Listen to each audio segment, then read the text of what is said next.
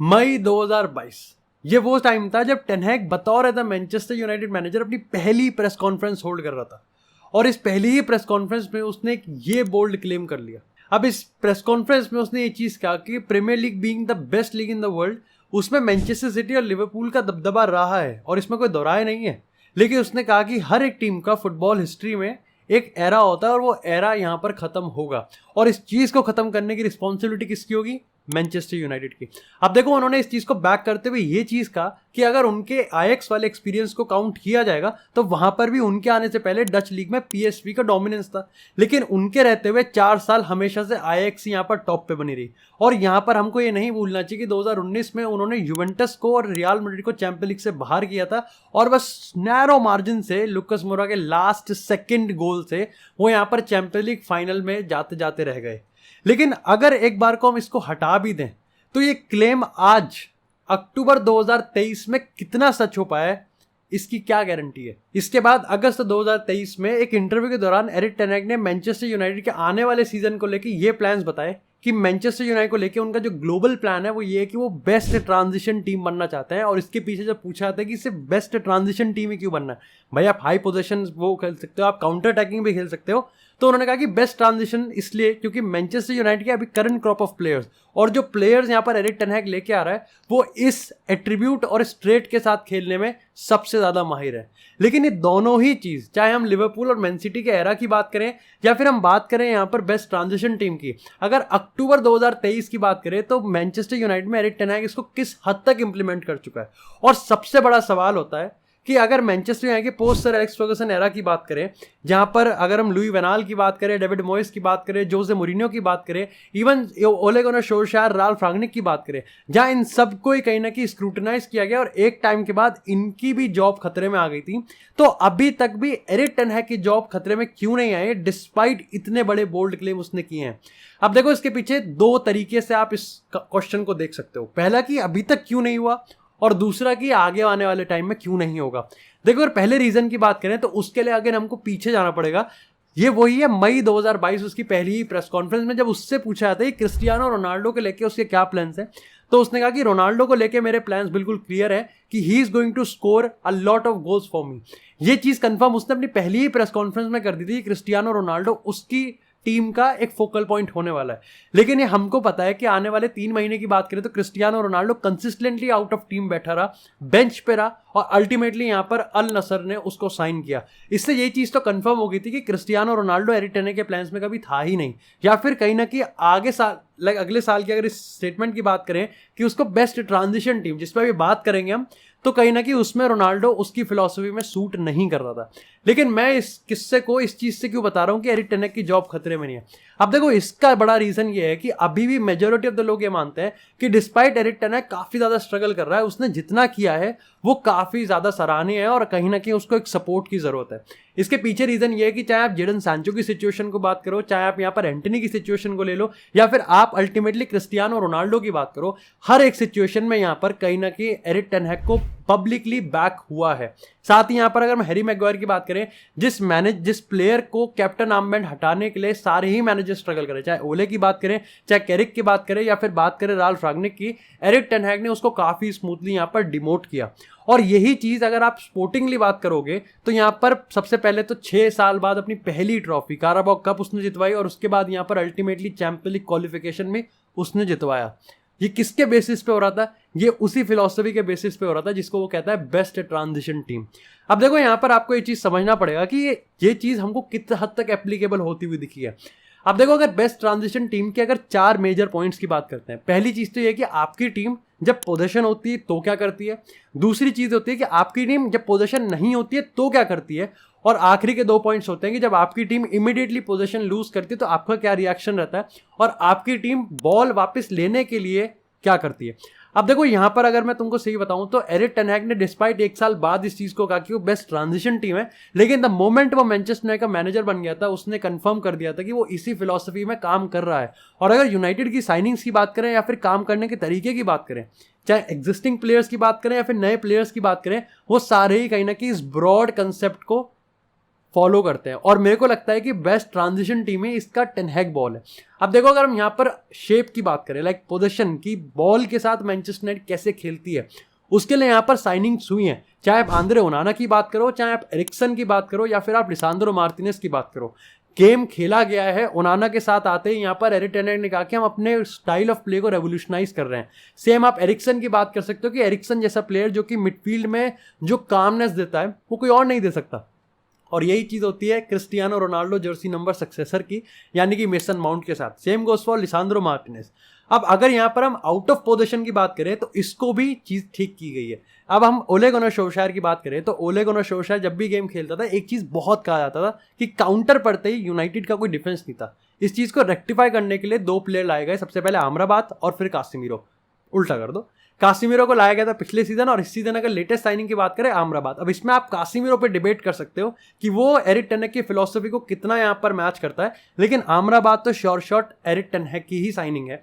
इसी के साथ अगर हम बात करें यहाँ पर किस तरीके से रिएक्शन होता है जब मैनचेस्टर यूनाइटेड यहाँ पर बॉल लूज करती है, तो इसके 3 मेजर चीज़ें होती हैं। देखो पहला पैरामीटर होता है कि आप क्या लो ब्लॉक में हो, दूसरा पैरामीटर होता है कि आप क्या मिड ब्लॉक में जाने वाले हो, और तीसरा होता है कि अगर आप हाई डिफेंसिव लाइन हो तो आपको ऑफसाइड ट्रैप और आपका कीपर स्वीपर होना चाहिए, जो कि यहाँ पर ओनाना की बात करें या फिर अगर हम और उसकी बात करें तो एडरसन की बात करो, एलिसन की बात करो, ये सारे कीपर्स इस लाइन में फॉल करते हैं।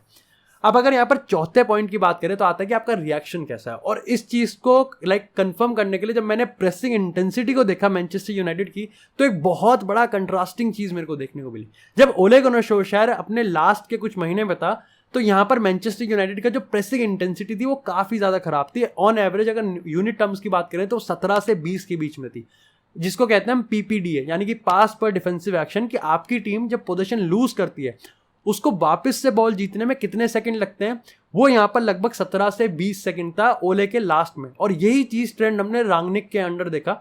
लेकिन एरिक टेन हैग ने पिछले सीजन इस चीज़ को अपने बेस्ट यानी कि 9 सेकंड पे ला।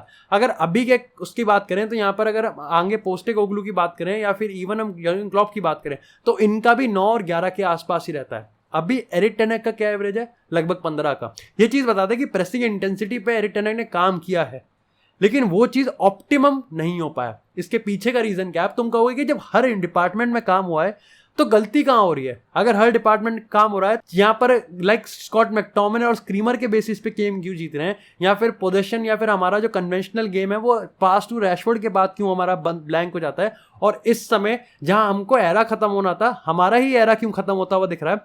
देखो इसके पीछे यहाँ पर मेजर 3 रीज़न है। देखो सबसे पहले तो इंजरीज। अब देखो ये तो हमको ही मानना पड़ेगा कि जैसे अगर हम प्रेसिंग इंटेंसिटी को देखें तो जहाँ पिछली बार 9 तक आ गए थे, अभी 15 का एवरेज चल रहा है। जहाँ मार्कस रैशफोर्ड पिछली सीजन दापड़तोड़ दबादब परफॉर्मेंस दे रहा था, अभी वो नहीं दे पा रहा है, और इसके पीछे रीज़न ये है कि मार्कस रैशफोर्ड को वहाँ पर वो सपोर्ट ही नहीं मिल रहा ल्यूक शॉ के। दूसरी चीज़ हमको ये भी माननी पड़ेगी कि यहाँ पर जो साइनिंग्स हुई हैं वो साइनिंग्स कभी एक साथ खेल ही नहीं पाई है। अगर हम एंटनी की बात करें, रासमस हॉयलैंड की बात करें, मेसन माउंट की बात करें, आमराबाद, कासिमिरो, लूक शॉ, रफे वरान, अगर इन सब की बात करें तो साथ में ये कितने गेम्स खेले हैं ये बहुत ज़्यादा डिबेटेबल है। साथ ही आपको ये भी समझना पड़ेगा कि अगर बेस्ट ट्रांजिशन टीम जो कि टेन हैग बॉल है उसकी अगर डेफिनेशन की बात करोगे तो ये 4 डिपार्टमेंट को एक साथ काम करना होता है। एक 4 में से किसी 2 या 3 को नहीं। जब तक चारों काम नहीं करेंगे तब तक ये चीज़ बिल्कुल भी काम नहीं करेगी। इसका दूसरा रीज़न है खुद टेन हैग बॉल। अब देखो ये चीज़ तो माननी पड़ेगी कि एरिक टेन हैग ने जब ये कहा था कि वो बेस्ट ट्रांजिशन टीम बनना चाहता है तो इससे मैनचेस्टर यूनाइटेड काफ़ी खुश थी, क्योंकि इसके इस जस्टिफिकेशन में उसने कहा कि अभी हमारे पास जो प्लेयर हैं वो इस चीज़ को करने में माहिर हैं। साथ ही उसने कहा कि मैनचेस्टर यूनाइटेड की हिस्ट्री की बात करें तो वो ट्रांजिशन पे ही खेलती है। अब देखो ट्रांजिशन और काउंटर अटैकिंग में काफ़ी फ़र्क होता है, लेकिन ये चीज़ भी माननी पड़ेगी कि जब आपकी टीम उस चीज़ को खेलने में कैपेबल नहीं है तो उसको खिलाने में ज़बरदस्ती करने में भी मूर्खता है। देखो मेरा मानना ये है कि अगर मैं एक क्लब का फ़ैन हूँ, मेरा क्लब गलीच फुटबॉल खेल के जीत रहा है, अगर वो नॉकआउट मैच और बड़ा मैच है तो वो मेरे को ज़्यादा प्यारा रहेगा रादर देन कि अगर आप यहाँ पर बहुत अच्छा खेलने की कोशिश कर रहे हो, आप नहीं खेल पा रहे जस्ट फॉर द सेक कि आपकी फिलॉसफी एक बहुत हाई फ्लाइंग और पेप गार्डियोला लेवल पे है, उसका कोई पर्पस नहीं है। अगर आप कंसिस्टेंटली गेम हार रहे हो और यहाँ पर आप इंप्रूव नहीं कर पा रहे, इसके पीछे तीसरा रीज़न है, वो है यहाँ पर प्लेयर परफॉर्मेंस।